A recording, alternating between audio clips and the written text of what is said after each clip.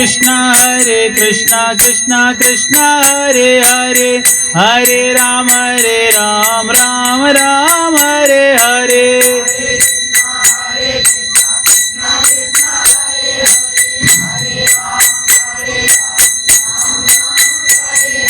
हरे कृष्णा कृष्णा कृष्णा हरे हरे, हरे राम राम राम हरे हरे।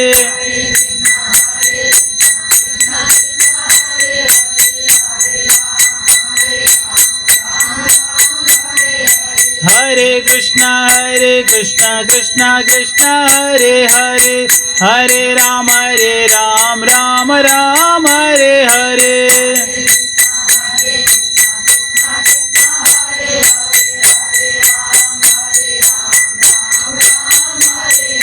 हरे कृष्णा कृष्णा कृष्णा हरे हरे, हरे राम राम राम हरे हरे।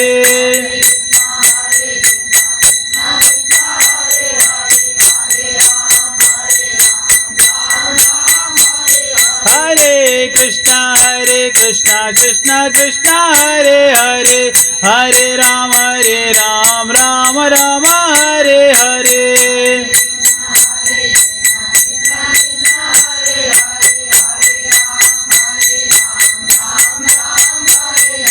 हरे कृष्णा कृष्णा कृष्णा हरे हरे, हरे राम राम राम हरे हरे।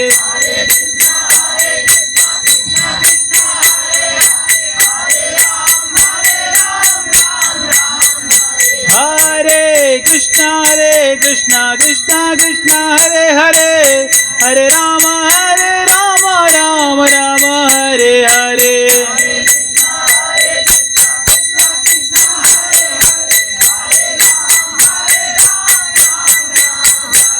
हरे कृष्णा कृष्णा हरे हरे, हरे राम राम राम हरे हरे।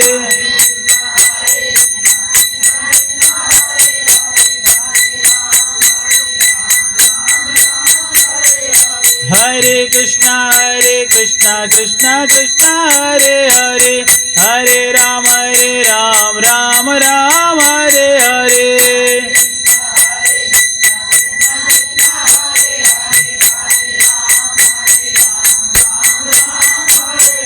हरे कृष्णा कृष्णा कृष्णा हरे हरे, हरे राम राम राम हरे हरे।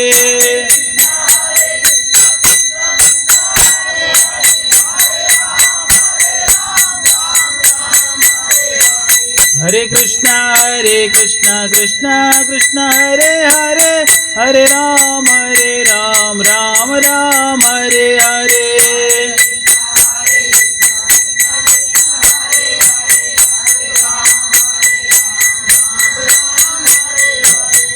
जय गौरनिताय गौरनिताय गौरनिताय, जय गौरनिताय।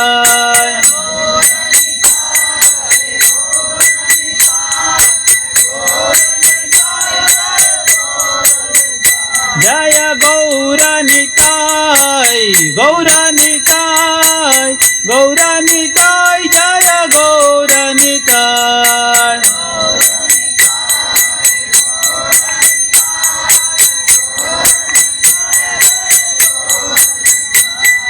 जय प्रभुपाद प्रभुपाद जय प्रभुपाद जय श्रील प्रभुपाद प्रभुपाद प्रभु।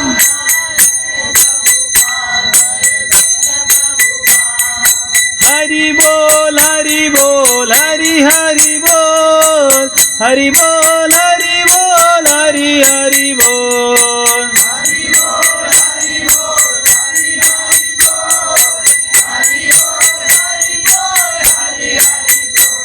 जय वृंदावन धाम जय वृंदावन धाम, वृंदावन धाम जय वृंदावन धाम।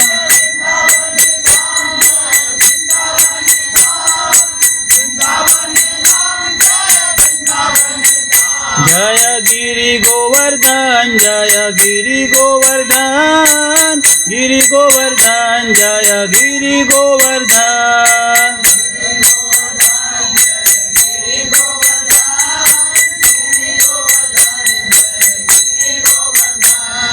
कृष्ण बलराम जय कृष्ण बलराम, कृष्ण बलराम जय कृष्ण बलराम।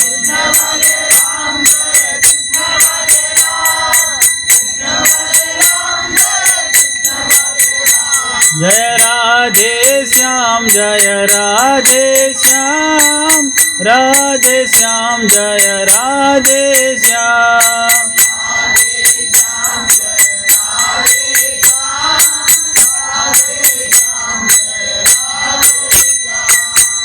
कलियुग पावन युग धर्म हरिनाम संकीर्तन की जय, श्रील प्रभुपाद की जय, निताई गौर प्रेमानंदे, हरि हरि बोल। हरे कृष्ण। सभी लोग हाथ जोड़िए और मेरे पीछे कुछ मंत्रों का उच्चारण करिए। ओम नमो भगवते वासुदेवाय,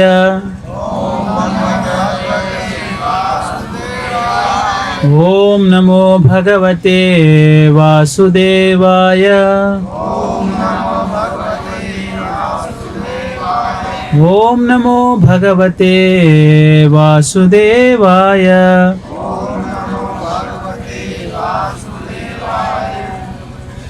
हरे कृष्ण। सबको आवाज आ रहा है मेरा? ओके। यहाँ अंधेरा कैसे हो गया अचानक?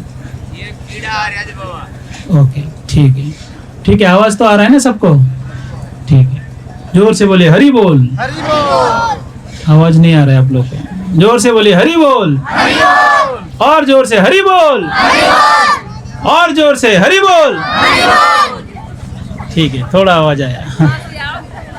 Okay okay. गर्मी पड़ रही है इसलिए आवाज कम आ रहा है। ठीक है, तो आप लोग ध्यान से कथा सुनेंगे क्योंकि अभी 9 बज गया है, तो हम ज़्यादा लंबा कथा नहीं करेंगे आज। पौने घंटे का है ना, ऐसे करेंगे। हाँ हाँ, ओके। तो आज हम चर्चा करेंगे भगवान श्री रामचंद्र के बारे में और भी भक्तों के बारे में, भगवान के बारे में थोड़ा सीखेंगे उनके जीवन से, है ना। भगवान रामचंद्र जी, उनके साथ साथ लक्ष्मण जी, भरत जी और शत्रुघ्न जी, है ना। 4 भाई थे भगवान के, और इन्होंने अनेकों लीलाएं किए। कौन सा युग में आकर? त्रेता युग में, है ना। त्रेता युग जानते हैं? 4 युग होता है, सत्य, त्रेता, द्वापर, कली। सबको मालूम है 4 युग? हम कौन से युग में हैं? कलयुग में। कलयुग में, है ना, कली। और कलयुग का क्या लक्षण है? कहते हैं कलयुग का लक्षण है मंद सुमंद मतयो, मंद भाग्य उपद्रता। बुद्धि मंद हो जाता है। मंद बुद्धि यानी आलसी, बहुत आलसी होते हैं। अगर पाप कार्य के लिए कहेंगे तो बहुत जोश में आ जाएंगे, भक्ति के कार्य में बहुत आलसी होते हैं। जैसे कि आधी रात को 12 बजे शादियां होते हैं तो पूरे गांव नाचते हैं, है कि नहीं। पर कथा के बाद जब करेंगे आप, तो कथा में कितने लोग आते हैं? बहुत कम लोग आते हैं। भगवान के बाद उठते ही क्या हो जाते हैं लोग? आलसी हो जाते हैं, है कि नहीं। मंद भाग्य, भाग्य भी बहुत मंद है, दुर्भाग्य है। दुर्भाग्य यानी कहीं अमृत, ये बंद है ना, कहीं अमृत बंट रही हो, अगर पीने के लिए ना आए, यानी कोई नदी के अंदर नौका में बैठा है और प्यासा मर रहा है, उसको क्या कहेंगे? अब दुर्भाग्य नहीं कहेंगे, दुर्भाग्य कहेंगे ना। वैसे कहीं हरी कथा रूपी अमृत बंट रही है और बाजू में लोग हैं पर आ नहीं रहे, तो उनको क्या कहेंगे? अब दुर्भाग्य है। कहते हैं कि दुश्मन के घर में भी कथा हो रही हो तो दौड़कर जाना चाहिए। भगवान की कथा में कोई भी हो, कहीं भी हो, चला जाना चाहिए। हरी कथा, मंद भाग्य, तो ये कलयुग का लक्षण है। त्रेता युग में अलग लक्षण था। प्रभु रामचंद्र जी अनेकों लीलाएं करते हैं। तो भगवान रामचंद्र जी बाल्य लीलाएं करते हैं, पर रामायण में बाल लीलाओं को ज़्यादा जोर नहीं दिया गया है ना। बाल लीलाएं आप इतना ज़्यादा नहीं सुनते होंगे। कौन सी लीलाएं ज़्यादा मुख्य है? उनके वनवास के बाद वाले लीलाएं। तो भगवान के वनवास कैसे हुआ कि एक दिन अचानक दशरथ महाराज जी के ऐसे परिस्थिति में डाला गया जहां पर वो निर्णय नहीं ले सके। अगले दिन सुबह उठकर प्रभु रामचंद्र जी को क्या बनाना था? राजा बनाना था। भगवान बनेंगे राजा, सब लोग प्रसन्न हो गए, दशरथ महाराज जी भी प्रसन्न थे। पर कई जो है मंथरा की बात में आकर, किसके बात में? मंथरा जो है कान में आकर बोलती रहती है रोज, अरे तुम्हारा बेटा भरत को राजा बनाओ, इस राम तुम्हारा बेटा थोड़ी। गांव में भी एक मंथरा होती है हमेशा, कहीं ना कहीं घर तोड़ने के लिए, है ना। किसी का शादी होने वाला हो तो लड़के वालों को जाके कह देंगे अरे वो लड़की अच्छी नहीं है, शादी मत कराओ। कभी कभी लड़की वालों को बोल देंगे वो लड़का अच्छा नहीं है, शादी मत कराओ। होता है कि नहीं? कोई ना कोई मंथरा घर में ऐसे घर तोड़ने वाले होते हैं गाँव में। तो ये मंथरा के बाद में आकर कई के मन में आया कि मेरा बेटा भरत क्या बनना चाहिए? राजा बनना चाहिए। तो कई को बहुत पहले दशरथ महाराज जी उनको ये वरदान देने की प्रतिज्ञा किए थे कि समय आने पर वो मांगूंगी, ऐसे बोली थी वो। तो कई सही समय देखकर क्या कहने लगी? कोप भवन में जाकर पहले बैठ जाती है, और कोप भवन में बैठने पर मतलब नाराज हो जाते लोग, खाते नहीं है ना, कोप भवन में बैठ जाते हैं, रुठ जाना। तो दशरथ महाराज जाके पूछते हैं कि अरे इतने बहुत शुभ मुहूर्त आ रहा है, कल राम राजा बनने वाला है, इतना दुखी क्यों बैठे हो? बोलते हैं कि मुझे आपको वरदान देने की वचन दिए थे, आप वरदान देना पड़ेगा। तो ठीक है, मांगो वरदान, इसमें दुखी होने की क्या बात है। बोलते हैं मेरा बेटा भरत क्या बनेगा? राजा। और राम को कहाँ भेज दो? वनवास। वो भी कितने साल के लिए? 14 साल के लिए। देखो भरत को राजा बना दो, ठीक है, राम को जंगल भेजने का क्या जरूरत है? क्योंकि उसको डर ये था अगर यहाँ रहेगा तो लोग राम का सुनेंगे, भरत का नहीं सुनेंगे, इसलिए बोले उनको जंगल में भेज दो, 14 साल तक वनवास कराओ। तो दशरथ ये सुनते बिल्कुल हताश होकर गिर पड़े। ये कैसे हो सकता है? मेरे प्राण से भी अधिक प्रिय कौन है? राम है। और राम को वनवास भेजना, 14 साल तक राजकुमार है, कल राजा बनने वाला, जंगल में कैसे भेजेंगे? तो इतना कष्ट हुआ, दशरथ महाराज जी कुछ बोल नहीं पाए, बैठे रहे, रो रहे हैं, कुछ उनके मुंह से कोई शब्द नहीं निकल रहा है। और प्रभु रामचंद्र आते हैं, और आते ही दशरथ महाराज जी की दशा देखकर पूछते हैं क्या हुआ पिताजी, बताइए मेरे लिए क्या आदेश है, क्या आज्ञा है। जब पूछते हैं तो दशरथ महाराज कुछ बोल नहीं पाते। आप लोग सुन रहे हैं? हरे कृष्णा, सुनिएगा, घर पे जाकर बातचीत करिए हम क्या बात की आज, ठीक है। तो वहां पर दशरथ महाराज कुछ बोल नहीं पा रहे थे, तो कई बोल दी कि दशरथ जी ने मुझे वरदान दिए हैं कि मेरा बेटा क्या बनेगा? राजा बनेगा भरत, और आप 14 साल तक वनवास करोगे। तो प्रभु रामचंद्र हाथ जोड़ के स्वीकार कर लिए। उन्होंने कहा मुझे आज दुख इस बात का नहीं है कि मुझे वनवास करना है, मुझे दुख इस बात का है कि मेरे पिताजी मुझे डायरेक्ट नहीं बोल रहे हैं, मैं किसी और से मुझे सुनना पड़ रहा है। पिताजी आप आज्ञा दीजिए, आपका आज्ञा कभी मैं नकारूंगा नहीं, पर फिर भी ये इस बात को भी मैं आपके आज्ञा मानकर क्या करूंगा? 14 साल वनवास करूंगा। ऐसा उन्होंने स्वीकार किया। लक्ष्मण जी को बहुत गुस्सा आ रहा था, बोला ये बूढ़ा आदमी पत्नी के बात में आके गलत डिसीजन ले रहा है, तलवार लाओ, इसको अभी मार देते हैं, आप बन जाओ राजा। कौन कह रहे हैं? लक्ष्मण जी। राम कह रहे शांत हो जाओ, पिताजी है, उनको आप कुछ नहीं कर सकते, कोई बात नहीं। भगवान राम ना कोई उनको कोई खुशी था ना कोई दुख था, बिल्कुल समभाव होकर वनवास जाने की तैयारी कर ली। तो वनवास जाने के लिए भगवान रामचंद्र जब तैयार हो गए, और तैयार होकर वो जाते हैं सीता माता के पास। हमारे लिए माता है, सीता जी को अपने धर्म पत्नी को बोलने के लिए जाते हैं, और जाकर महल के अंदर जाते हैं। आप लोग घर बनाते हैं, कितना सा घर बनाते हैं आप? छोटा सा घर बनाते हैं कि नहीं? बेडरूम है, ड्राइंग रूम है, किचन है। पर भगवान रामचंद्र जी का इतना बड़ा महल था कि उसके अंदर प्रवेश करने के लिए कितने द्वार पार करने पड़ते थे, और इतने बड़े बड़े कमरे हुआ करते थे कि नहीं? ऐसा लगता है कि आधा गांव आ जाएगा एक कमरे के अंदर, इतने बड़े बड़े महल। और वहाँ सीता मैया बैठी थी अंदर कमरे में, प्रभु रामचंद्र आते हैं, सीता माता प्रसन्न हो जाती हैं, हाँ खड़ी हो जाती है प्रभु रामचंद्र को स्वागत करने के लिए। प्रभु रामचंद्र कहते हैं कि मुझे वनवास जाना है 14 साल तक, इसलिए मैं आपको बोलने के लिए आया हूँ। आज से मुझे कहाँ जाना है? 14 साल वनवास करना है। तो सीता माता रोने लगी, बहुत रोने लगी, बहुत रोने लगी। क्यों रो रही थी बताइए? कोई कह सकता है सीता मैया क्यों रो रही थी? पति चले जाएंगे इसलिए रो रही थी? क्या इसलिए रो रही थी कि पति नहीं रहेंगे तो सासू और ननद वगैरह ताने मारेंगे इसलिए रो रही थी? क्या इनको जायदाद नहीं मिलेगा, प्रॉपर्टी नहीं मिलेगा इसलिए रो रही थी? क्या सास ससुर देखभाल नहीं करेंगे इसलिए रो रही थी? आजकल के लोग इसलिए रोते होंगे, है कि नहीं?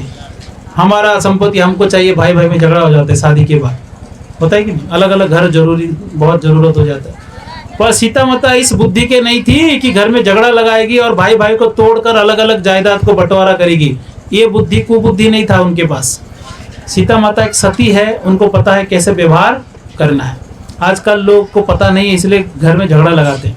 जैसे ही दो भाई शादी हो गया टूट गए, बचपन से साथ में रहे 25 साल तक 30 साल तक, शादी होते ही दो अलग। क्यों? क्योंकि वो साथ में रहने नहीं दिया जाता है। तो अलग, जायदाद अलग करो, तुम्हारा भाई ज्यादा खर्चा करता है, तुम भोले बन जाते हो, सारा पैसा उड़ा देता है, कुछ ना कुछ दिमाग खा के क्या करते? अलग कर देते। पर सीता मैया का ये बुद्धि नहीं था कि अलग करना है। इसलिए नहीं रो रहे थे कि वो पति नहीं रहेगा तो घर वाले ताने मारेंगे या तंग करेंगे या ज्यादा काम कराएंगे। वो इसलिए दुखी थी, इसलिए रो रही थी कि आपने ऐसा क्यों कहा कि आप वनवास कर रहे हो, आप जंगल जा रहे हो। एक व्यक्ति, एक पति को ऐसे बोलना शोभा नहीं देता है। मैं धर्म पत्नी साथ में हूं तो आपको ये कहना चाहिए था कि हम साथ में जा रहे हैं। यानी राम अकेला वनवास नहीं कर सकते, साथ में किसको जाना चाहिए? किसको जाना चाहिए? सीता माता को। सुन रहे हैं आप लोग? हाँ, कूलर लग जाएगा, चिंता मत करो, यहाँ देखो आप। तो इसलिए पत्नी का मनोवृत्ति क्या होना चाहिए? पति की हर एक दशा में, वो अच्छी दशा हो या बुरी दशा हो, पत्नी को 100% साथ देना। ये सीता माता के जीवन से हमको शिक्षा मिलता है। कितना बड़ी शिक्षा, कितनी बड़ी शिक्षा है कि नहीं? इसलिए रो रही थी, आपने क्यों नहीं मुझे साथ में लेके गए? आप मुझे साथ में ले चलो, मैं अकेले यहाँ क्या करूंगी? पति जहाँ पत्नी वहाँ। इसलिए भक्तों, ये हमेशा ध्यान रखना, अगर पति भिक्षा मांगकर जी रहा है तो भी पत्नी को उतना ही पैसे से गुजारा करना चाहिए। ऐसा नहीं हम बंगला बनाओ नहीं तो मैं जा रही हूँ मैके, ये बुद्धि नहीं होना चाहिए। आजकल तो बहुत जल्दी तलाक हो जाता है। पहले तलाक करके कोई शब्द था ही नहीं, तो उर्दू शब्द है। हिंदू में कोई शब्द है क्या तलाक? कोई शब्द ही नहीं है। तो क्यों अलग हो जाते? क्योंकि वो पति के आर्थिक स्थिति से वो परेशान है, वो जीना नहीं चाहते, वो चाहते हमको अच्छा चाहिए। तो सीता मैया वनवास करने आती है और आकर जब अपने वस्त्र बदलकर जब वनवास के वस्त्र पहनते हैं, पेड़ पौधों के छाले, पेड़ के छाले से जो अपने कपड़े पहनते, पूरे अयोध्या रोने लगते। क्योंकि एक राजकुमार, एक राजकुमारी जो बचपन से ऐश्वर्य के साथ जिए हैं, उन लोग अगर ऐसे कपड़े पहने तो किसको रोना नहीं आएगा? सब रो रहे थे। और जैसे वो लोग निकल पड़े तो लक्ष्मण जी साथ में आने लगे। तो राम जी कहते हैं कि आप कहाँ जा रहे हो? बोलते हैं कि हे भगवान, जहाँ राम है वहाँ लक्ष्मण है। जैसे एक व्यक्ति चलता है उसका परछाई उसके साथ में जाता है, वैसे ही आप जहाँ हो मैं वहीं रहूंगा। लक्ष्मण जी बोलते हैं आप अलग कर ही नहीं सकते। तो भगवान राम जी बोले ठीक है चलो साथ में, है कि नहीं? और लक्ष्मण जी भी शादीशुदा थे। जो उसकी पत्नी देख रही है लक्ष्मण जी जा रहे हैं, तो कोई और पत्नी होती तो बोलती भाई तो जंगल जा रहा है, तू अपना क्यों खराब कर रहा है समय? कोई भी बोल सकती थी। वो चुपचाप हाथ जोड़ के खुश होकर कि भगवान राम की सेवा में मेरे पति जा रहे हैं, इससे बड़ा सौभाग्य क्या हो सकता? कितना बड़ा त्याग है बताइए, भाई की सेवा में छोड़ दिया। ऐसे आदर्श भाई होना चाहिए। आजकल भाई भाई साथ में रहते ही नहीं, अलग हो जाते हैं। बहुत बड़ा समस्या है कलयुग में। तो इस प्रकार से वनवास जाते हैं और वनवास जाने के बाद भरत जी को जैसे खबर मिलता है कि ऐसे हो गया है, मेरे माँ कुछ वर मांग दी, इसके वजह से मेरे प्राण, मेरे आराध्य प्रभु रामचंद्र को वनवास जाना पड़ा। भरत से नहीं रहा गया। भरत पूरे सेनाओं को लेकर दौड़ के आते हैं। तो वहां पर दूर जंगल में जब लक्ष्मण जी सुनते हैं कुछ आवाज आ रहा है, राम जी सुनते हैं, बोले इतने सारे घोड़े आ रहे हैं, ऐसे आवाज आ रहा है, लक्ष्मण देखो कौन आया है। तो लक्ष्मण पेड़ के ऊपर चढ़कर देखता है, दूर से भरत और पूरे सेनाओं को देखता है और ऊपर से कहता है ये भरत आया नालायक, ये राजा बन गया, अब वो हमको यहाँ से मारकर भगाना चाहता है, हम जंगल में आ गए फिर भी इसको ये देखा नहीं जा रहा है, अब इसको मारते हैं, आने दो इसको। तो भगवान कहते हैं कि लक्ष्मण नीचे उतरो और गुस्से को भी उतारो। हाँ, क्यों आ रहा है पास में बात करने के बाद पता चलेगा, दूर से ऐसे किसी के बारे में आरोप नहीं लगाना चाहिए। ये भी हमारे अंदर बहुत बड़ी बुराई है, सारे लोगों के लिए शिक्षा है कि हम क्या करते हैं, किसी के बारे में पूरा जानकारी लिए बिना उसका निंदा करना चालू कर देते। वो हमको लगता है कि उसके घर में ये हो रहा है इसलिए झगड़ा हो रहा है, हमको लगता है वो ये गड़बड़ किया होगा, हमको लगता है वो आदमी ऐसा है। हमेशा गांव में आप देखो कोई ना कोई किसी का निंदा करता रहता है। इससे क्या होता है, दूसरे के कर्म आपके ऊपर आता है। भक्तों, अगर किसी का कोई हत्या कर दिया है और उसका चर्चा आप 10 लोग को कहते हो, उस हत्या का भागीदारी आप भी बनोगे। कोई पाप कर रहा है, उस पाप को आप अगर 10 लोगों को बोलने का काम करते हो तो उस पाप का भागीदारी आप भी बनोगे। इसलिए कभी भी किसी के बारे में किसी के सामने बोलना नहीं है, किसी का चर्चा करना ही नहीं। खुद का कम समस्या है जो दूसरे के बारे में बातचीत करते रहेंगे, कभी नहीं। कौन किया क्या आपसे कोई लेना देना नहीं। आप कुछ भलाई कर सकते हो जाके सामने से करो, नहीं भलाई कर सकते हो चुप रहो घर में। इसके बारे में उसके बारे में 10 लोगों के सामने बड़बड़ करने की कोई जरूरत नहीं है। इसलिए लक्ष्मण जी को कहते हैं कि आप बिना जाने कि वो क्या सोच के आ रहे हैं, आप कैसे आरोप लगा रहे हो, ये गलत बात है। तो लक्ष्मण जी नीचे उतरकर शांत हो गए। बिना समझे, बिना सही जानकारी लिए किसी के बारे में टिप्पणी देना ठीक नहीं है। जब आप जानते ही नहीं टिप्पणी क्यों दे रहे हो, है कि नहीं। एक बार कुछ डॉक्टर सब बैठे थे, 25-30 डॉक्टर बैठे थे, मीटिंग कर रहे थे। कांच का दरवाजा लगा होता, कांच के होते हैं ना आजकल गेट वगैरह, तो अंदर मीटिंग चल रहा था। तो बाहर एक आदमी लगड़ाते हुए जा रहा था। तो एक डॉक्टर कहता है कि इसके कमर में कुछ प्रॉब्लम है, दूसरा डॉक्टर कहता है नहीं नहीं इसका ये समस्या है, तीसरा कोई और समस्या कह रहा है। सारे डॉक्टर कुछ ना कुछ समस्याएं कह रहे हैं बिना जाने, बिना उसको पूछे। एक डॉक्टर कहता है अरे इतना दिमाग मत लगा, उसको ही पूछ लेते हैं उसको क्या हुआ है। तो उसको बुलाते हैं, भैया इधर आ, तुमको क्या हुआ है। बोला कि मेरा चप्पल टूट गया है। समझ रहे हो। तो दूर से बिना जाने उसको क्या हुआ है ये टिप्पणी करते जा रहे हैं। तो हम लोग के भी वही बीमारी है कि बिना जाने कि उसके साथ क्या हुआ है और टिप्पणी करते रहते हैं। और इसी के वजह से कई लोग आत्महत्या करके मर जाते हैं कि मेरे साथ ये हुआ, पूरे गांव चर्चा करेंगे मैं जी के क्या करूं। अगर पूरा गांव निंदा करना काम बंद कर दे तो कोई भी आत्महत्या करके मरने नहीं जाएगा। क्यों, कोई अगर दुखी है तो 10 लोग जाके उसको मदद करना चाहिए, उसको सहानुभूति देना चाहिए, उसको प्रेरणा देना चाहिए, उसको प्रेम देना चाहिए तो बच जाएगा। और हम क्या करते हैं, कोई थोड़ा गलती किया तो 10 जगह ढिंडोरा पीटते हैं, इसलिए लोग मर जाते हैं जाकर।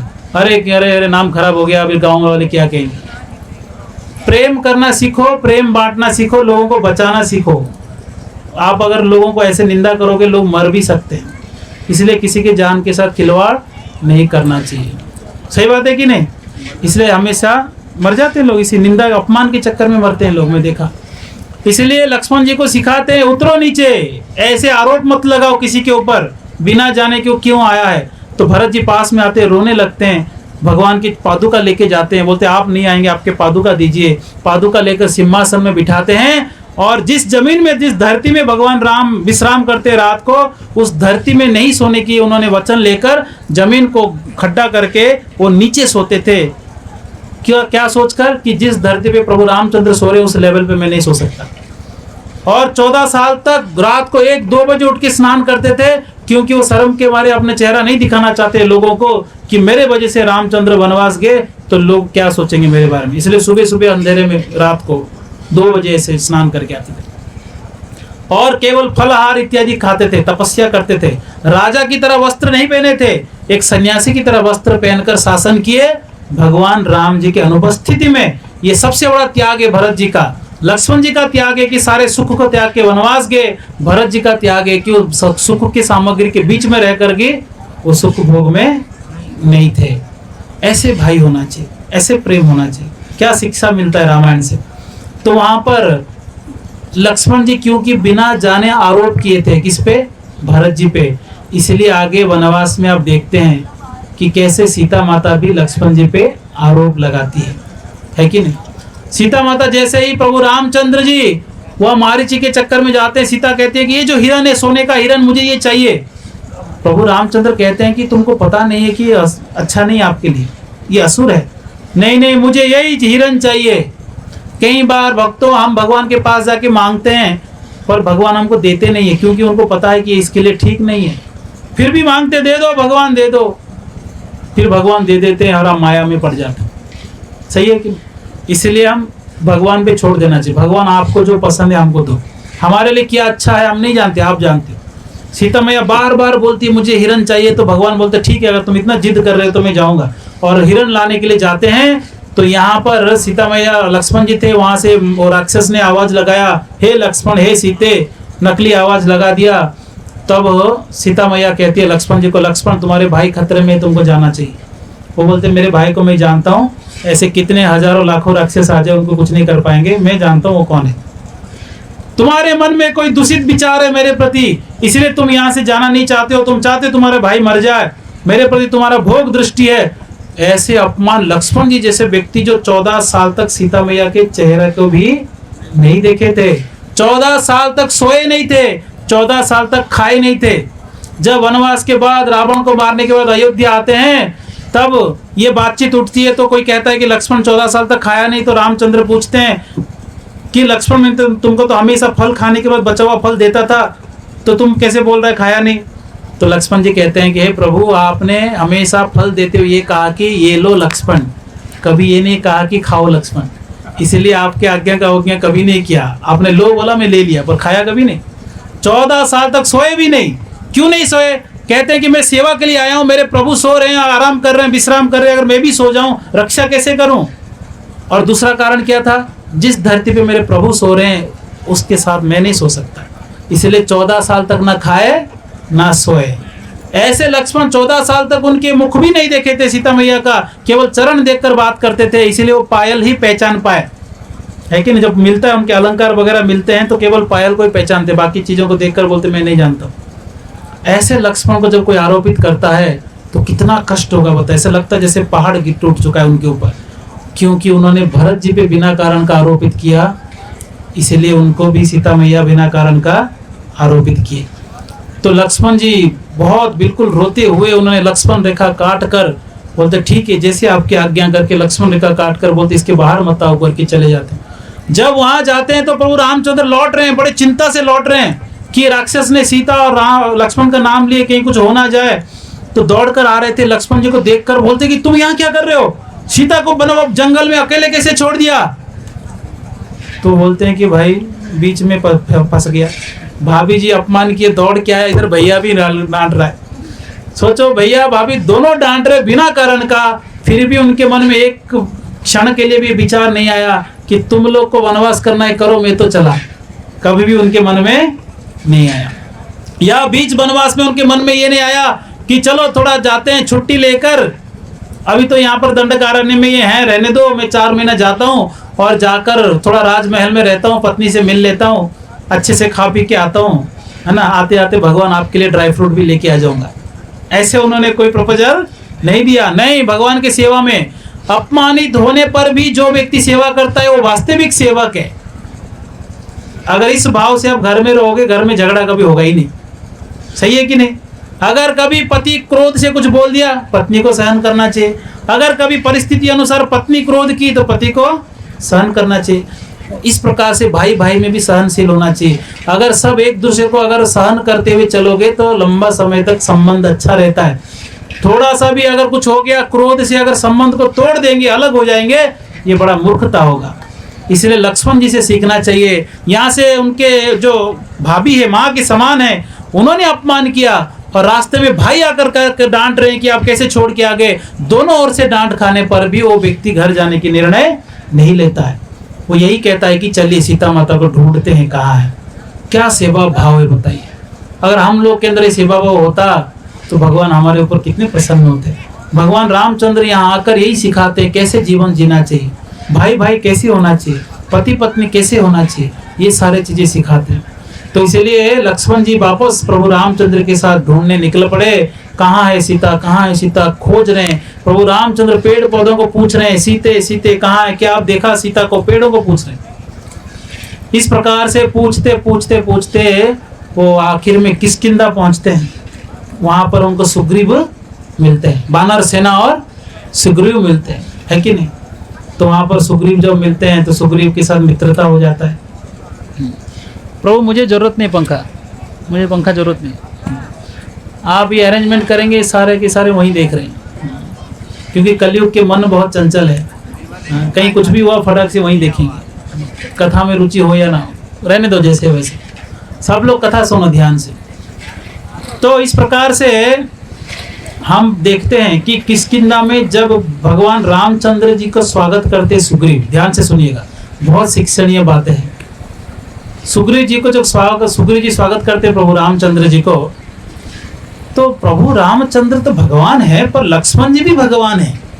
राम लक्ष्मण में कोई भेद नहीं है, कृष्ण बलराम में कोई भेद नहीं है। वही कृष्ण काले रूप में है, वही कृष्ण बलराम जी गोरे रूप में है, वही रामचंद्र वही लक्ष्मण दोनों एक ही है, दो रूप में है।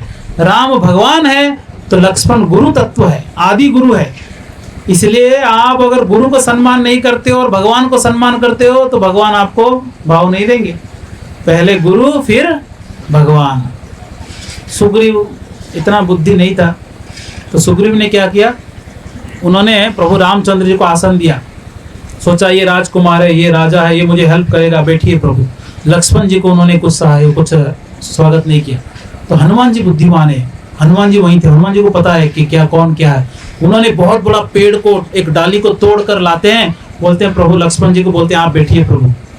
तो सुग्रीव जी ने लक्ष्मण जी को अपमान किया, तो प्रभु रामचंद्र वहां तो कुछ बोले नहीं, मित्रता किए, और वो कहते हैं कि क्या मदद करूं, आप मेरे सीता को ढूंढने मदद करोगे? बोले हाँ, पर आपको बाली को मारना पड़ेगा। ठीक है, तुम उसको ललकारो, लड़ाई करो, मैं बाली को मार दूंगा। तो उन्होंने ललकारते बाली आया, खूब लड़ाई हुआ, और बाली उसको ऐसे मारा, सुग्रीव को इतना मारा कि उसका हालत खराब हो गया। प्रभु रामचंद्र मारे नहीं बाली को, जबकि वो मार सकते थे। भगवान है, जानते हैं कौन बाली सुग्रीव है, भले ही दोनों एक दिखते हैं। तो सुग्रीव रो रो के आया, भगवान मेरे सारे हड्डी टूट गए, मेरा हालत खराब हो गया, आपने क्यों नहीं मारा बाली को? बोले तुम दो भाई एक जैसा दिखते हो, पता ही नहीं चला मुझे किसको मारना है। देखो भगवान सब जानते फिर भी नाटक कर रहे हैं। क्यों मार खाया? क्योंकि किसको अपमान किया था? वो लक्ष्मण जी को अपमान किया था। इसलिए पहले गुरु को सम्मान करना है।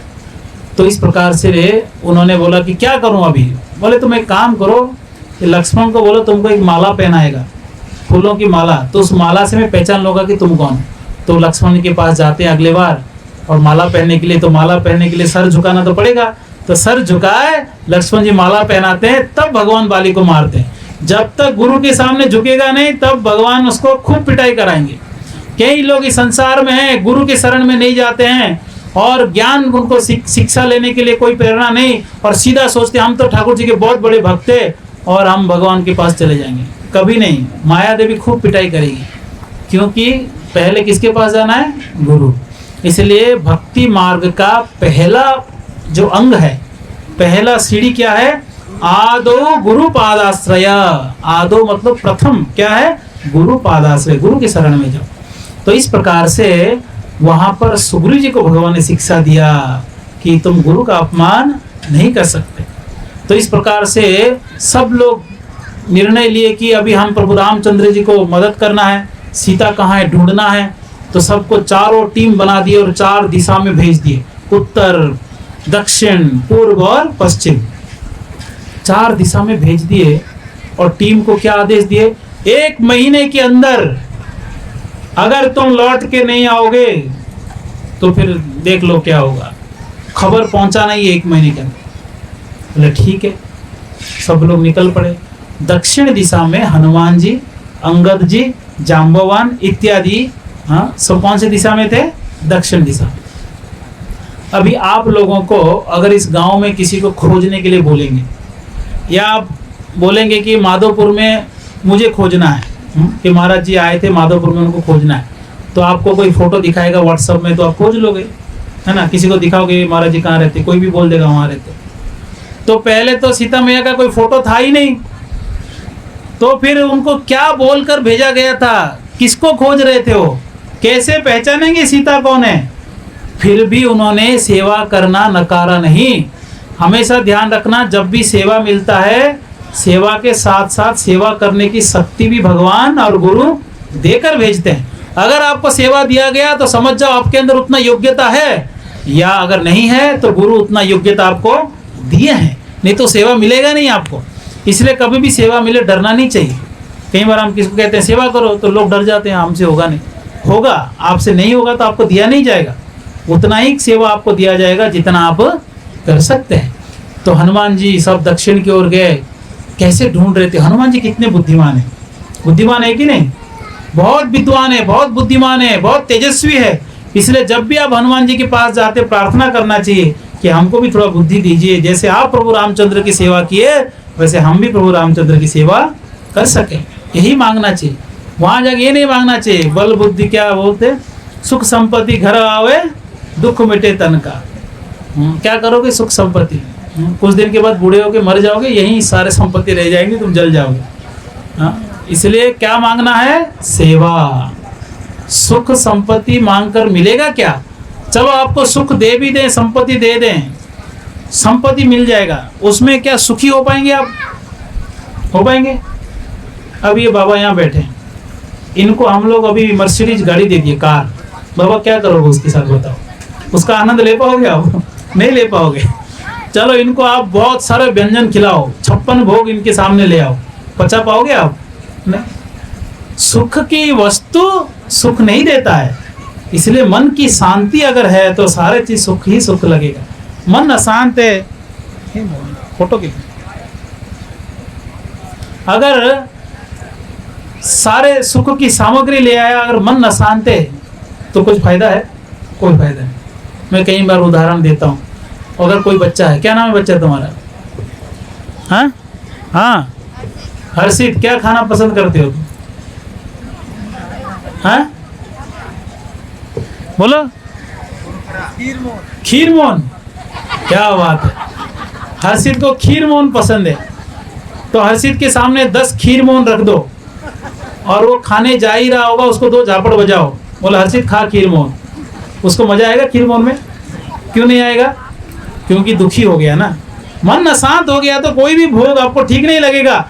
अब बुढ़ापा में इतना कष्ट है, चल नहीं पा रहे, घुटने में दर्द है, इधर कमर में दर्द है ना, खा रहे तो पच नहीं रहा है, खास रहे हैं, इस हाल में आप उसको एसी कार में भी बिठा दो, कोई मजा आएगा। इसलिए सुख कभी मत मांगो, संपत्ति कभी मत मांगो, भगवान की सेवा मांगो। ये सेवा जन्म जन्मांतर तक रहेगा, बाकी सारे चीजें समय के साथ नष्ट हो जाता है, सब नष्ट हो जाता है। तो इस प्रकार से हनुमान जी से प्रार्थना करो कि हमको बुद्धि दो, किसके लिए, सेवा के लिए, हमको बल दो, किसके लिए, सेवा के लिए। बहुत चतुर थे, इतने चतुर थे कि वो हर घर में जाकर हर महिलाओं को देखते थे और विचार करते थे कि ये सीता हो सकती है या नहीं, ये परिवार के साथ सुख से जी रही है, ये सीता नहीं हो सकती। प्रभु रामचंद्र की विरह में वो रोती होगी कहीं बैठकर, गुफाओं में जाते थे, जंगल में जाते थे, हर जगह ढूंढते थे सीता कहाँ है, और समुद्र तट तक चले गए, वहां देखे सब हताश हो गए, सीता नहीं मिली, अभी प्राण त्याग देंगे, अब सब तैयार हो गए कि हमको मरना है, क्या कर सकते हैं। पर हनुमान जी मरने के विचार नहीं किए, वो विचार कर रहे हैं कि कुछ तो उपाय होगा, कुछ तो उपाय होगा, कुछ तो उपाय होगा। तब संपाति, जटायु का भाई संपाति आकर कहता है कि देखो 100 योजन दूर त्रिकुट पर्वत के ऊपर मुझे लंका दिख रहा है, वहां पर सीता है, यहाँ से रावण लेके गया, वहां जाओ। तो हनुमान जी के अंदर शक्ति आ जाता है, अरे वाह, आओ ये सेवा करेंगे हम। पर उनको पता नहीं चल रहा था 100 योजन छलांग लगाएं कैसे, क्योंकि हनुमान जी के कितना शक्ति वो भूल चुके थे, बचपन में श्राप मिला था, है कि नहीं। क्योंकि बचपन में वो क्या करते थे, बहुत शक्ति था, इसलिए वो बहुत सारा ऐसे ऐसे कार्य करते थे जो ऋषि मुनियों को ठीक नहीं लगता था। कभी कोई ऋषि तपस्या कर रहा है, उस पूरे के पूरे जमीन के साथ उठा के पहाड़ के ऊपर रख देते थे। कोई गायत्री कर रहा है, पानी में नीचे से पैर खींच लेते थे। तो बचपन में ऐसे चीजें करते थे, तो इसलिए उनको श्राप दिए कि आप तब तक इसको भूल जाओगे जब तक कोई आपको याद नहीं दिलाएगा, सही समय पे भगवत सेवा आने पर याद दिलाएंगे। उन्होंने कोई गलत श्राप नहीं दिया, ठीक श्राप दिया। तो हनुमान जी को कौन याद दिलाएगा, जाम्बवान। जाम्बवान आके कहते हैं हनुमान तुम्हारे पास इतना शक्ति है कि तुम पूरे ब्रह्मांड को उठा सकते हो, ये लंका क्या है, 100 योजन क्या है, तुम तो ऐसे ही उड़ के चले जाओगे, तुम्हारे पास कितना शक्ति है, खूब याद दिला दिए। इसलिए भक्तों हर एक के जीवन में एक जाम्बवान होना बहुत जरूरी। इसलिए कभी मत सोचना मैं बुद्धिमान हूं, मैं अपने काम खुद कर लूंगा, नहीं। कोई भी निर्णय लेने से पहले बुजुर्गों की सलाह लेना जरूरी है। घर में जो भी आपसे बड़े हैं उनसे सलाह लो। यहाँ तक आप विश्वास नहीं करोगे कि कोई संत भी है, बहुत विद्वान है, फिर भी वो निर्णय लेने से पहले दूसरे संत को पूछता है ये ठीक रहेगा क्या। कहते हैं, भगवान कहते हैं एक पुराण में, जो व्यक्ति बिना सलाह लिए कार्य करता है वो घमंडी है और वो मुझे पसंद नहीं है। इसलिए कभी भी कोई भी काम करो पहले सलाह लो, है कि नहीं, बहुत जरूरी है सलाह लेना। तो ये इसलिए कोई ना कोई जांबवान हमारे जीवन में है जो हमको प्रेरणा देंगे, आप बहुत कुछ कर सकते हो, करो। अगर जांबवान नहीं है तो हम सोचेंगे हम तो कोई काम के नहीं, है कि नहीं। बहुत कुछ कर सकते हैं आप, बहुत कार्य कर सकते, बहुत सेवा कर सकते, बहुत उत्साह आप दिखा सकते, पर बोलने वाला व्यक्ति चाहिए, उत्साह देने वाला व्यक्ति चाहिए। तो जांबवान याद दिलाते ही हनुमान जी इतना विशाल रूप लिए, इतना भयंकर रूप लिए, उस रूप का वर्णन द्वापर युग में महाभारत में आता है। महाभारत में भी इस रूप का वर्णन आता है कि एक बार भीम जो है उत्तर दिशा की ओर जा रहे थे, क्योंकि 1000 पंखुड़ियों वाला कमल फूल उड़ते हुए आ गया था और द्रौपदी को मिला था। तो द्रौपदी सोची किसको बोलूं तो ये फूल लेके आएगा, तो बोलते भीम को बोलो। तो भीम को बोलते हैं कि भीम मुझे ये 1000 पंखुड़ियों वाला कमल चाहिए। तो उत्तर की ओर भीम निकल पड़े, सीधा उत्तर स्वर्ग की ओर, कुबेर लोक की ओर। तो निकल पड़े तो रास्ते में जो भी हाथी आया सब फेंकते थे ऐसे, क्योंकि 10,000 हाथी का बल है, कोई डर नहीं, जो भी सामने आया उसको कुचल देते थे। तो हनुमान जी सोचे अगर ऐसे चलता रहा तो गड़बड़ हो जाएगा। तो हनुमान जी एक छोटे से बानर के रूप में रास्ते में लेट गए, पूंछ को रास्ते में रख दिए। तो आके बोलता है भीम, ए बंदर पूंछ हटाओ, मुझे आगे बढ़ने दो। वो बोलते मैं तो बूढ़ा हो गया हूँ, मेरे पूंछ को तुम्हें उठा दो। तो भीम उठा रहा है, पूंछ उठ ही नहीं रहा। तो भीम समझ गए भैया जिसका पूंछ नहीं उठा पा रहा हूँ वो कौन हो सकता है, केवल हनुमान जी हैं जिनका पूंछ में नहीं उठा सकता।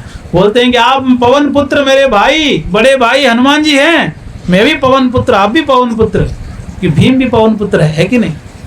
तो हनुमान जी अपना स्वरूप दिखाते हैं। भीम कहते हैं कि हे प्रभु, हे हाँ, आप मुझे वो दृश्य दिखाओ, वो रूप दिखाओ जिस रूप से आपने छलांग लगाकर लंका को गए थे आप उड़कर। तो हनुमान जी बोलते हैं वो रूप तुम देख नहीं पाओगे, बहुत बड़ा रूप था। नहीं नहीं मुझे आप दिखाओ। तो हनुमान जी बोलते ठीक है रुक जाओ। इतना बड़ा विशाल रूप लिए कि भीम ऐसे देखते रह गए, वो बिल्कुल आकाश पार कर गया स्वरूप। फिर बोलते इतना बड़ा रूप लिया आपने। हनुमान जी कहते बेटा ये 1/4 है, और दिखाऊंगा तुम देख भी नहीं पाओगे। तो सोच लिए कि कितना बड़ा रूप लेकर हनुमान जी छलांग लगाए थे। कहाँ जाने? लंका जाने के लिए उड़कर जाते हैं। रास्ते में कहीं बाधाएं आते हैं, रुकते कहीं नहीं, सीधा पहुंचते हैं वहां लंका। लंकिनी मिलती है, लंकिनी को एक झापड़ बजाते हैं, उसका खून आता है, गिर पड़ती हो। फिर बोलते हैं कि ठीक है आप जाओ अंदर, मैं ऐसे किसी को अंदर जाने नहीं देती हूँ, आपको जाने इसलिए दे रही हूँ क्योंकि ब्रह्मा जी ने मुझे कहा था जिस दिन तुम बंदर के हाथ से मार खाओगे तो समझ जाना लंका का विनाश निकट है कि नहीं। तो बोले जाओ आप, लग रहा है कि लंका का विनाश होने वाला है। हनुमान जी अंदर जाकर ढूंढ रहे। बाद में विभीषण मिलते हैं उनको, अशोक वाटिका खबर मिलता है, अशोक वाटिका जाते हैं, सीता माता को से मिलन होता है। सीता मैया को कहते हैं कि माता आप बैठो मेरे कंधे में, मैं आपको उड़ा के अभी लेके जाऊं। तो कहते हैं कि सीता मैया कहते हैं नहीं तुम बहुत तेजी से उड़ के जाओगे और मैं गिर जाऊंगी। बोलते नहीं मेरा स्वरूप दिखाऊं, बहुत बड़ा रूप दिखाया, अब बोलिए हाँ बैठिए मैं अभी आपको लेकर चला जाऊंगा। फिर भी सीता मैया बोलते नहीं। बार बार क्यों मना कर रहे हैं पता है? क्योंकि कुल मिला के उनको इनके साथ जाना नहीं था। किनके साथ जाना था? प्रभु रामचंद्र के साथ जाना था। वो कहते हैं कि देखो बेटा प्रभु रामचंद्र जी को बुलाओ, वही मुझे लेकर जाएंगे। बार बार हनुमान जी जा रहे थे, फिर बुला रहे थे रुको थोड़ा और राम जी के बारे में बताओ। ऐसे बातचीत हुआ बहुत देर तक। फिर हनुमान जी बोले ठीक है भैया मुझे थोड़ा भूख लगा, थोड़ा अशोक वाटिका में कुछ जंगल में, यहाँ बहुत सारे जंगल है, कुछ खा ले। तो वहाँ पर उनको बंधन में बांध देते हैं, बांध कर रावण के सामने लेके जाते हैं, पूंछ में आग लगा देते हैं। बहुत बड़ा प्रसंग है, लड़ाई कैसे हुआ। पूंछ में आग लगाते तो हनुमान जी क्या किए, पूरे लंका को जला दिए, पूरे लंका को जला दिए। सीता माता प्रार्थना कर रहे हैं अग्निदेव को, हे अग्निदेव हनुमान जी को कुछ नहीं होना चाहिए, आग लगा हुआ है पर मेरे बच्चे को कुछ नहीं होना चाहिए। तो हनुमान जी जाकर फिर छलांग लगा के वहाँ पूंछ तो डुबा देते हैं समुद्र में। फिर पहुँचते हैं वहाँ पर, उस तरफ जो उनकी सेना था सब लोग मिलकर प्रभु रामचंद्र जी के पास आते हैं। बड़े प्रसन्न होकर उनको खबर देते हैं और सब लोग लौट के युद्ध के लिए आ जाते हैं। खूब युद्ध करते हैं, विजय होता है और विजय होने के बाद प्रभु रामचंद्र कहते हैं, क्या कहते हैं कि विभीषण को कहते हैं, सीता को बोलो सजकर आएगी, सीता को बोलो सजकर आएगी। तो सीता माता को, क्योंकि रावण मर गया, अभी प्रभु रामचंद्र के पास, पति के पास जा रही है, तो रो रही है, कई महीनों से रो ही रही है। तो सजकर जब आती है तो भगवान राम ताने मारते हैं, कैसे, अच्छा सजकर आए हो, कितना कष्ट हुआ होगा। एक पतिव्रता स्त्री जो पति के अलावा किसी के बारे में कभी विचार भी नहीं की, उनको ऐसे जब बोलते तो रोने लगती, पर वो बोल भी नहीं पाई कि आपने ही बोला था। और ऐसा लग रहा था कि ये कितने दिन तक तो यहाँ पर रही, तो रो कर आना चाहिए, ये सजकर कैसे आई। ऐसे उन्होंने भाव प्रकट किया राम जी ने, और बोला कौन था, राम जी बोले थे सच के। ऐसे उनको अपमानित होना पड़ा, क्योंकि उन्होंने बिना कारण का किसको अपमान किए थे, लक्ष्मण जी को अपमान किए थे। तो इस प्रकार से भगवान सिखाते हैं, आप अपने जीवन में अपने वाणी से, कर्मों से किसी को कुछ भी पीड़ा दिए हो, वो आपको घूम फिर के आपके जीवन में वापस आ जाएगा। आप 1% किसको कष्ट दिए तो 2% बन के आएगा आपको। इसलिए भक्तों, अपने वाणी से किसी को निंदा मत करो, अपमान मत करो, दोष मत देखो, अपने कर्मों से किसी को कष्ट मत दो। तो ऐसे करेंगे तो हमको परिणाम भी भुगतना पड़ेगा। क्यों लोगों को इतना कष्ट मिलता है, क्यों इतने तनाव में रहते हैं, क्योंकि वो दूसरों को तनाव देते हैं, इसलिए खुद तनाव में रहते हैं। इसलिए हमेशा अगर प्रसन्न रहना चाहते हैं तो दूसरों का भलाई देखो। अगर दूसरों को खुश करोगे आप भी खुश रहोगे। सुख बांटो तो सुखी रहोगे, दुख बांटोगे तो दुखी रहोगे, है कि नहीं। इस प्रकार से प्रभु रामचंद्र सिखाते हैं। तो इस प्रकार से रामायण हो गया, और अंत में आते हैं अयोध्या में, सब प्रसन्न होकर रहते हैं। कुछ दिन के बाद सीता माता को फिर से वनवास जाना पड़ा, क्योंकि किसी ने, कोई एक धोबी ने बात करते करते अपने पत्नी से बोल दिया, मैं राम नहीं हूँ जो पत्नी को फिर से रख लूंगा, ऐसे बोल रहा था। तो रामचंद्र जी सुन लिए, और रामचंद्र जी विचार किए कि मैं राजा हूँ, मेरे बारे में ऐसे अगर लोग बोलना चालू कर दिए तो मैं शासन नहीं कर पाऊंगा, क्योंकि लोगों का भलाई कैसे होगा। इसलिए उन्होंने सीता को क्या किए, त्याग दिया। हाँ, तो इतना बड़ा त्याग है प्रभु रामचंद्र जी का। तो इस प्रकार से कई लीलाएं हुए प्रभु रामचंद्र जी का, बहुत सारे शिक्षाएं हमारे इस रामायण से हमको शिक्षा प्राप्त कर सकते हैं। पर इसमें कई शिक्षाएं हैं। तो सबसे बड़ा शिक्षा है कि हनुमान जी का भगवान राम जी के प्रति सेवा भाव है कि नहीं। कथा और चलाएं कि बंद कर दें? कितने लोग चाहते हैं कि थोड़ी देर और बोलें? हाथ उठाओ। 2 लोग, 3 लोग। कितने लोग चाहते हैं कि बंद कर दें? कोई नहीं, चलवा दो, ठीक है, चलवा दो, बोले तो चलाएंगे थोड़ा। ठीक है, सुन लीजिए। तो हनुमान जी को जब सेवा मिलता है तो सब लोग आते हैं, और आकर समुद्र के पास भगवान रामचंद्र समुद्र जी को बोलते हैं रास्ता दो। वो रास्ता नहीं दिया तो भगवान ने तीर निकालते हैं, भैया तुमको अभी मैं सुखा दूंगा। तो समुद्र देव आकर प्रार्थना करते हैं कि भगवान आप चाहो तो कुछ भी कर सकते हो, पर मैं चाहता हूँ कि आप मेरे ऊपर एक पुल बनाओ, एक ब्रिज बनाओ, है कि नहीं। बोलते ठीक है। तो फिर उसके बाद सब लोग विचार किए कि पुल कैसे बनाया जाए। सब विचार कर रहे, अरे कैसे इसकी इतना बड़ा 100 योजन दूर पुल कैसे बनाया जाए। तो विचार करके सब रात को विश्राम कर रहे थे। तो हनुमान जी को नींद नहीं आ रहा था, वो बिल्कुल समुद्र के लहरें जहाँ आ रहे, एक पत्थर के ऊपर बैठकर सोच रहे थे कि यहाँ पुल कैसे बनाया जाए। सोचते सोचते, क्योंकि कभी खाली नहीं बैठते, इसलिए मुंह में राम नाम हमेशा रहता है। राम, जय श्री राम, जय श्री राम, जय श्री राम जप रहे। जपते जपते, क्योंकि हम कहीं भी बैठते हैं तो कुछ ना कुछ तोड़ फोड़ करते हैं कि नहीं, ऐसे कुछ ना कुछ हाथ चलता रहता है। वो भी बैठे बैठे जय श्री राम बोलते बोलते ऐसे पत्थरों को इधर उधर फेंक रहे थे। तो एक पत्थर को पकड़े, जय श्री राम बोल ही रहे थे, और पानी में फेंक दिए तो तैरने लगा। तो उनको आश्चर्य हो गए, ये तैरा कैसे। फिर से डाले तो डूब गया, क्योंकि चौक जाने पर राम नाम बंद हो गया।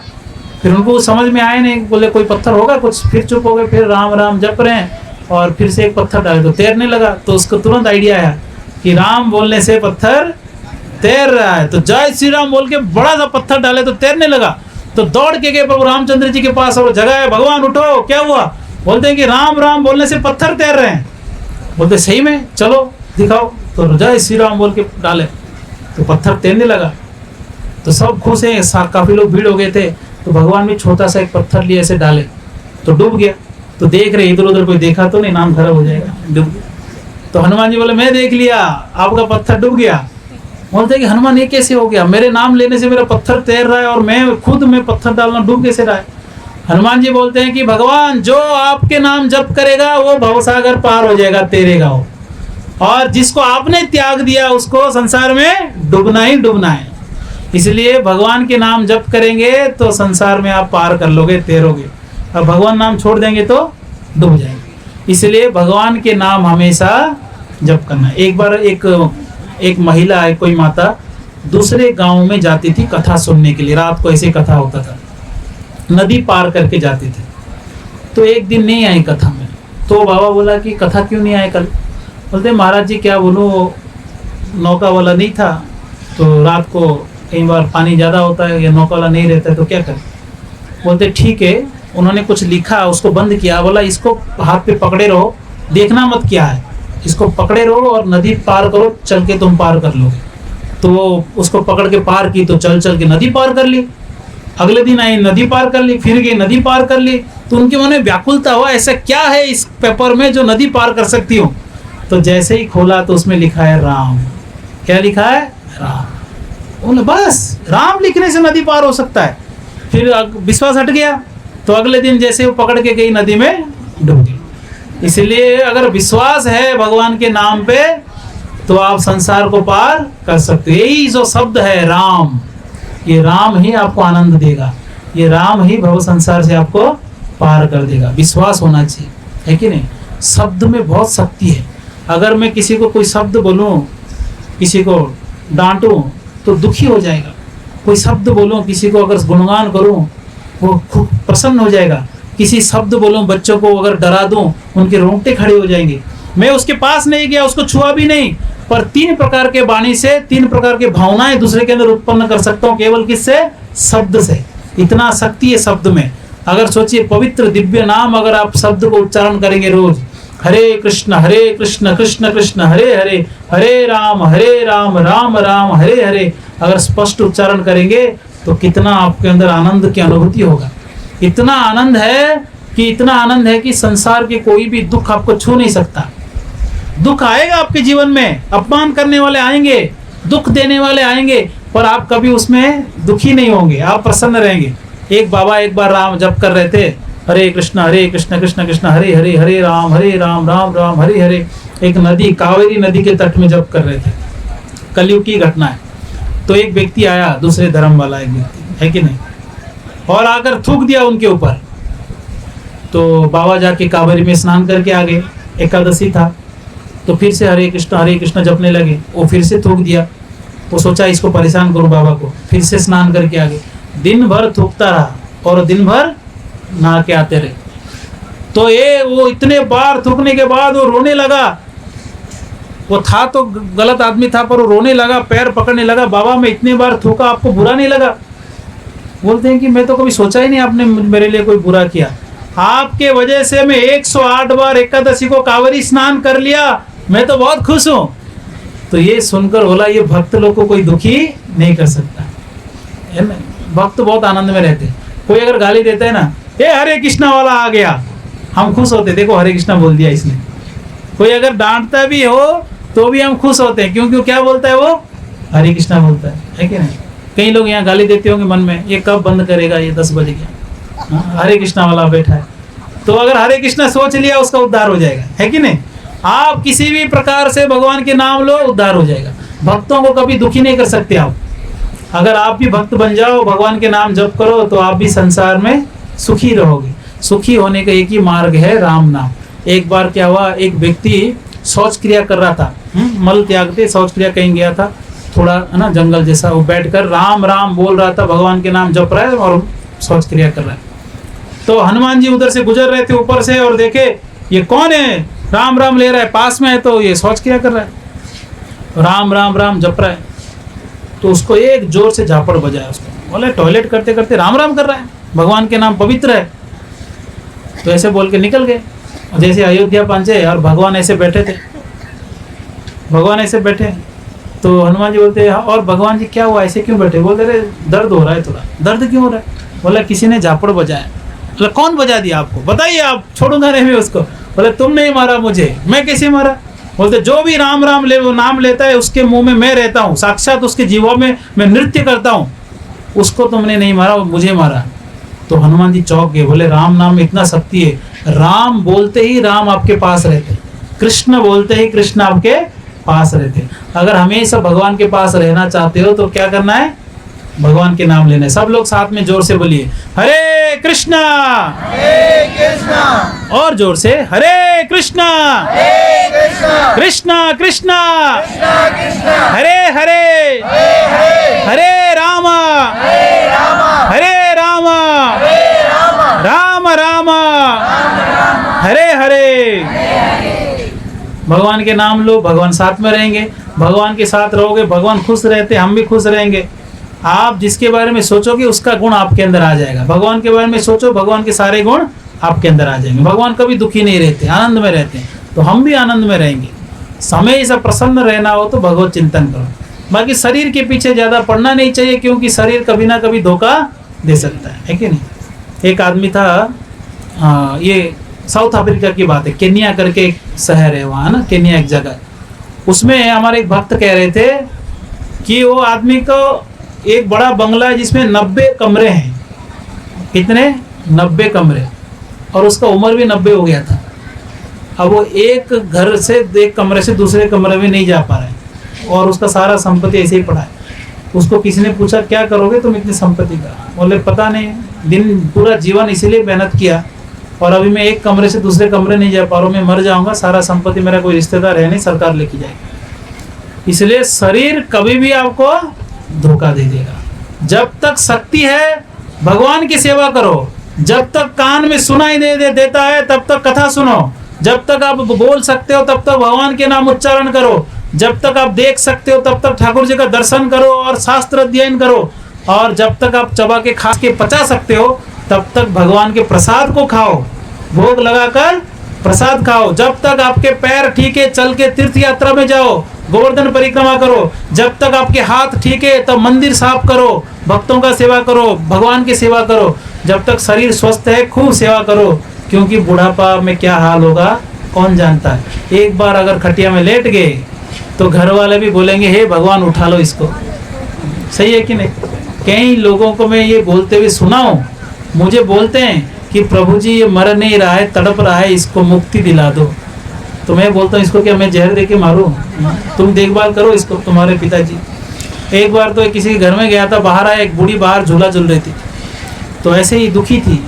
तो मैं जैसे उसके घर ही गया था उससे मिलने, उसके बेटे से, जैसे बाहर आया तो कहती है कि मेरा हाथ पकड़ ली, बोलते हैं कि बाबा कब मरूं मैं? बोला इतना मरने की क्यों जल्दी है आपको? बोले बहुत कष्ट है, बहुत तकलीफ है, मुझे यहाँ रहना नहीं है। हाँ, तो मैं बोला कि देखो जिस दिन आपको जाना हो इनविटेशन कार्ड आ जाएगा, इसलिए बिन बुलाए आप जा नहीं सकते, इसलिए कोई चिंता मत करो, जब मरना है तब अपने आप मर जाओगे। अब जब तक जीवित तो क्या करना है उसके बारे में सोचो, भगवान के नाम लो, भगवान का चिंतन करो। इसलिए बुढ़ापा ऐसे खतरनाक है, एक बार आप बेड में लेट गए, पड़ गए, उठ नहीं पा रहे हो, तो जो घर वाले के लिए आपने जीवन भर मेहनत किया वही घर वाले यही प्रार्थना करेंगे इसको उठा लो। सच सच कह रहा हूँ, झूठ बोल रहा हूँ? सही है कि नहीं? अगर आप खटिया में लेट के अगर टॉयलेट करोगे, ये करोगे, कौन देखभाल करेगा, सेवा कौन करेगा? वही लोग बोलेंगे बूढ़ा मर नहीं रहा है। अरे यहाँ तक बोलते हैं, खिलाते भी नहीं है जानबूझ के। मैं 2 घटनाएं देखा हूँ मेरे जीवन में, सुनिए सुनिए, घर में जाके बात करिएगा। 2 घटनाएं देखा हूँ कि वो आदमी जो बेड रिडन हो गया, एक आदमी, उसको खिला इसलिए नहीं रहे थे, उसको भूख लग रहा था और इसलिए नहीं खिला रहे थे कि खाएगा तो इसको फिर टॉयलेट साफ करना पड़ेगा, और खाएगा तो तंदुरुस्त रहेगा, मरेगा नहीं। इस कारण से वो घर वाले खिलाए नहीं, वो भूख के मारे रोते हुए उसके बहन को बोला था एक बार कि मुझे खाने को नहीं दे रहे हैं, मुझे भूख लग रहा है। बताओ, तड़प तड़प के मरा हो। ये हाल होता है। और ऐसे शरीर को लेकर आप अहंकार से अगर भगवान की भक्ति छोड़ के यहाँ वहाँ भटकेंगे तो फिर क्या हाल होगा बताइए? होगा कि नहीं? दुर्गति होगा कि नहीं? इसलिए जब तक बल है भक्ति करो और भगवान को प्रार्थना करो, ऐसा मृत्यु दे कि किसी के बोझ हम ना बने, चलते चलते मर जाए। हरि बोल, है कि नहीं? इसलिए भगवान नाम लो और सुखी से जाओ, तो यहाँ तड़पने की जरूरत नहीं पड़ेगा। जल्दी चले जाओ तो अच्छा ही है। यहाँ रह के भी क्या करेंगे आप? हाँ, ये संसार में रह के क्या करेंगे? कुछ ज़्यादा तो कर नहीं रहे, खा रहे हैं, सो रहे हैं, टॉयलेट जा रहे हैं ना, खा रहे हैं, सुबह पेट साफ कर रहे हैं और फिर सो जा रहे हैं, और कुछ है क्या उसमें? क्यों काम पे जाते हो? बोले काम पे नहीं जाएंगे तो खाएंगे क्या? क्यों खाते हो? अरे खाएंगे नहीं तो काम पे कैसे जाएंगे? काम करो, खाओ, खाओ और काम करो, और कुछ आता नहीं हम लोग को। इसलिए भगवान के नाम लो, भक्ति करो, भगवान का स्मरण करो, क्योंकि खाना पीना सोना तो कुत्ते बिल्ली भी करते हैं। बच्चा पैदा करना, झगड़ा लगना, खाना, सोना, सब वो करते हैं, हम भी करते हैं। उनका वो भी टॉयलेट करते, मलमूत्र त्यागते हैं, हम भी मलमूत्र त्यागते हैं। उनका भी खून से, मांस से, हड्डियों से शरीर बना हुआ है, हमारा भी खून, मांस, हड्डी से शरीर बना हुआ है। वो भी प्रेम करते हैं अपने छोटे छोटे पिल्ले से, बच्चों से, हम भी प्रेम करते हैं। वो भी ट्रेनिंग देते हैं बच्चों को कैसे शिकार करना है, हम भी ट्रेनिंग देते हैं कैसे पैसा कमाना है। उनमें हम में कोई अंतर नहीं है अगर हम भगवान की भक्ति नहीं करेंगे। हम में एक ही अंतर है, हम भगवान को जानते हैं, समझते हैं और भक्ति कर सकते हैं। वो पशु पक्षी कुत्ते बिल्ली भक्ति नहीं कर सकते। अगर आप मनुष्य जीवन मिला, अगर आपने भक्ति नहीं किया तो ऐसे हो गया कि आपको हमने बहुत सुंदर गाड़ी दिया, कार, मर्सिडीज बेंच दे दिया, और आपने उसमें खेती करने के लिए ले ली। अरे खेती तो ट्रैक्टर भी कर सकता है। हाँ, 1 करोड़ का गाड़ी को खेती में लगाने की जरूरत नहीं है। वैसे इतना भगवान ने शरीर दिया है, बुद्धि दिया, और उसमें कर क्या रहा है? खा रहा है और सो रहा है। तो वो गधा है कि नहीं? इसलिए हमको मनुष्य बनना है तो भगवान के भजन में लगना है। हरे कृष्णा। जय श्री श्री राधा श्याम सुंदर भगवान की जय। श्री श्री गौर निताय की जय। श्रील प्रभुपाद की जय। निताय गौर प्रेमानंदे। हरि हरि बोल।